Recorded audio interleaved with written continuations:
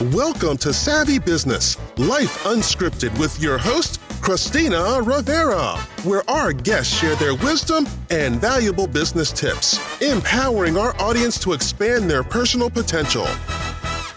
Hey, Chad Foster. Welcome to Savvy Broadcasting, Life Unscripted. So grateful to have you here today. Yeah, thanks for having me. Appreciate it. Oh, you betcha, Chad. It's exciting because right now we talked before the interview how right now is a really difficult time for everyone in the world, not just in the United States of America.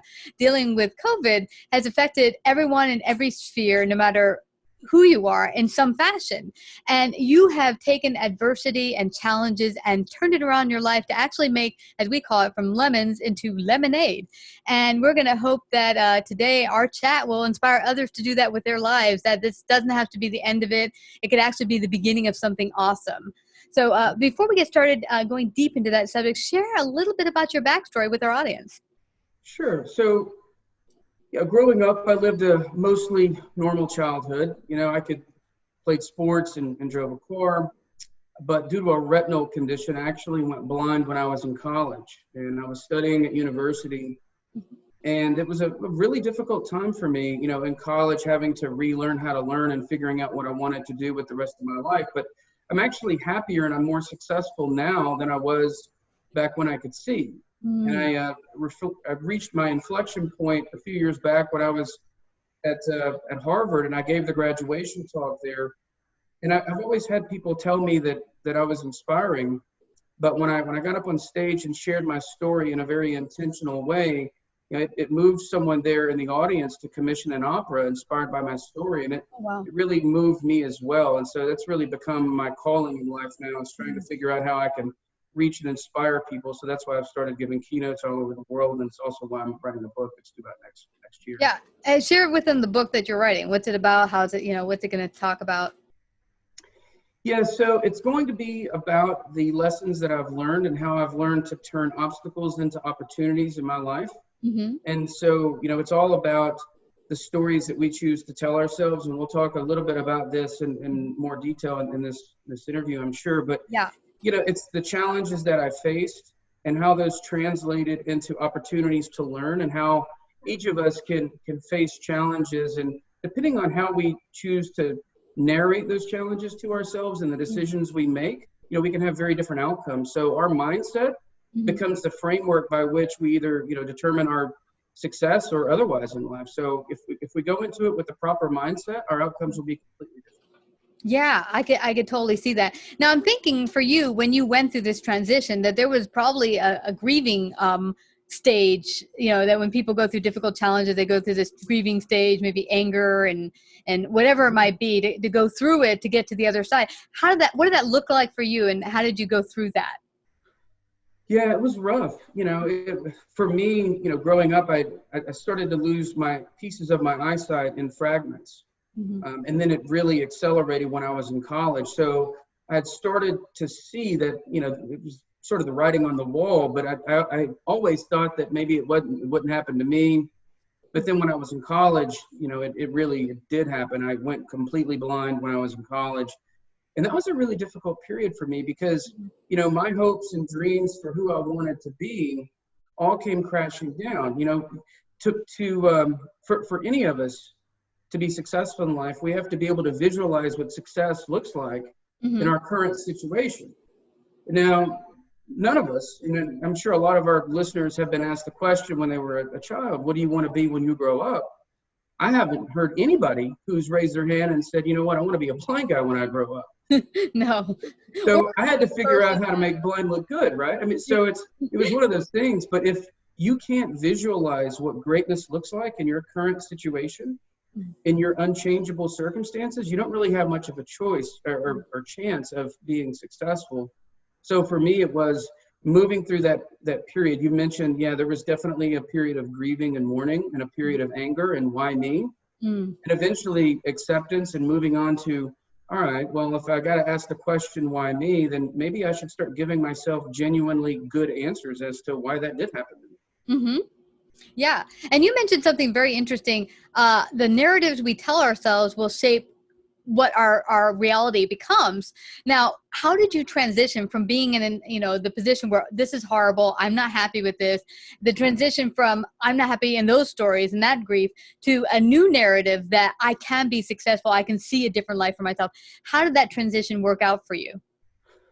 Yeah, so I came to a point where I realized it was basically my tipping point when I was getting my first guide dog, and I realized that it could be much worse off, right? There were people there who were deaf and blind, people with cognitive impairments who were blind, and I realized very quickly that my life could be much worse off than what it was. And so I could focus my attention on the things outside of my sphere of control, or I could focus my attention on the things inside of my sphere of control. And so by really putting my focal point on the things that I could control, I could get very intentional about the stories that I chose to tell myself. And so, the stories at first when I went blind that I was telling myself was,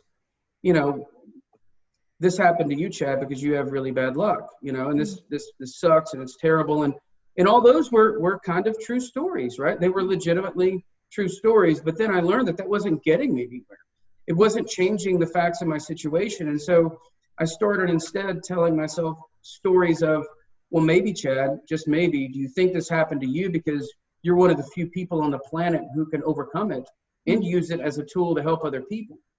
And then all of a sudden I started reframing my situation. I reframed my circumstances with an outcome that was much more positive and gave me an opportunity to realize success in my current situation. And it also gave me a really fulfilling purpose for my future. Wow. And I'm guessing that when you started to reframe the stories that you were telling yourself, that your outer world started to shift, did it? Completely. Yeah. Doors started flying open for me because my mindset shifted. I started visualizing what success looks like in my situation. And I started to really believe in that. And so my attitude really improved. And, my mindset determined my words determined my outcomes, and my outcomes determined my actions, and my actions determined my outcomes. So it all plays together. Once you get your mental model right, then you can have all of the strategy and planning and effort that can help you. But if you don't have your mental model right to begin with, all of your efforts and actions are really diluted. Yeah, I've been there. I've totally been there with difficult situations. You realize you're running a circle where this negative self-talk is just going in circles and you're not getting anywhere. Now, for people listening in, because it's been a difficult time for the entire world, including people here in the US, getting back to somewhat normal, if you want to call it, and after COVID, people are probably telling themselves some not fun stories right now.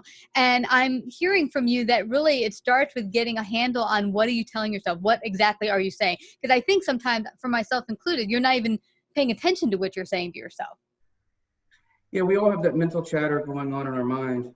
Every human that I've met has that mental chatter going on. And a lot of times, it's very helpful to become aware of when we're doing that, just having the self-awareness of, oh, wait, I do have mental chatter going on right now. That's the first step. And then it's, okay, well, is it helping me or is it hurting me? Is it about things that I can control or influence, or is it about something that's completely outside of my control? So, it could be something that's totally outside of your control to where that mental chatter isn't really serving any purpose other than creating angst and anxiety. But if it's something that you can control, like maybe it's, for me, I like to exercise. I think exercise is really helpful. For me, it gives me the opportunity to build my mental discipline in the morning. It gives me an opportunity to stress my body. And it gives me, if I'm stressing my body every day, then I'm more prepared to take on the stresses of life. So if I were to sit here and say that, I really wish I were in better shape, and I'm not, that's something that's completely within my sphere of control. So I can actually take that mental chatter and turn it to something that I could influence. But if it's something that's outside of my control, it's not really serving a purpose for me. So I just have to really become aware of when the chatter is taking place and is it something that's inside of my sphere of control or not. Yeah, that's a really good point, Chad. Earlier this week, I had a client call me and we had a not good conversation. And afterward, I was a little angry and having this negative chatter and then I started to think to myself, listen, this is not serving me. Going this direction is not going to serve either of us. Let me throw this out and see how we can go about this positively, because, we're at where we're at. Everyone's going to be, maybe landlords are not going to be getting rents on time. People are not going to be going to restaurants as much. They're going to lose some income. So everyone's going to be feeling in different ways. But what can we do now within our sphere to change things in our life? Yeah, so it's a great point. My situation, I used to travel a lot for work, as I'm sure many of the listeners did, and I traveled about 90% of the time for work. So I was always on the road. I was always in a hotel room. And, when I traveled a lot for work, you would probably hear me mutter under my breath, oh, wow, I've got to, go to the airport again. And I was a regular at Hartsfield-Jackson Airport here in Atlanta. And it got kind of old, and I didn't really have an opportunity to spend time with my family like I would like. And now the situation, while it's not ideal for anyone, there are little nuggets of goodness that we can get out of it. We just have to bring our attention to it. Little silver linings of, I get to spend more time with my family. And sure, it's not under the most ideal situation. I would, love for us to be on a warm family vacation somewhere on a tropical island, but this is an opportunity. It's an opportunity to reconnect. It's an opportunity to not have to travel. It's an opportunity to reflect and contemplate, are we on the path that we want to be on with our lives? And are there other things that, maybe are more important, given the opportunity to reflect upon that? So it's just finding those silver linings in our lives, because right now there's certain unchangeable circumstances, and that is COVID-19. It's unchangeable. It's out there, and we need to be safe, and we need to quarantine. But there are some benefits from it, as hard as those are to see right now. Yeah, absolutely. In fact, talking about the benefit, I had two friends, one that was a speaker and teacher that was first doing the same thing you were doing. He was getting on planes and traveling everywhere. But to train with him was kind of costly, because you got to rent the room, all the costs that go into that. Now he switched to doing things through Zoom in the past month. And look, now people can afford it better, because now the cost to do the teachings isn't as much. You can have more people participate in the event. So actually, it can turn out to be actually a good thing for your business. If you shift a little bit, sometimes it can actually turn out to be a bigger benefit. So yeah. But Chad, this has been fascinating. I know we could talk forever, and you have so much to offer, motivation, and to get people out there in a positive light. Where can they find out more about you, get your upcoming book, and maybe see you on an upcoming stage or online anytime soon? How can they do that? Yeah, I'm at chadefoster.com is my website, and then my Twitter handle is also Chad E. Foster.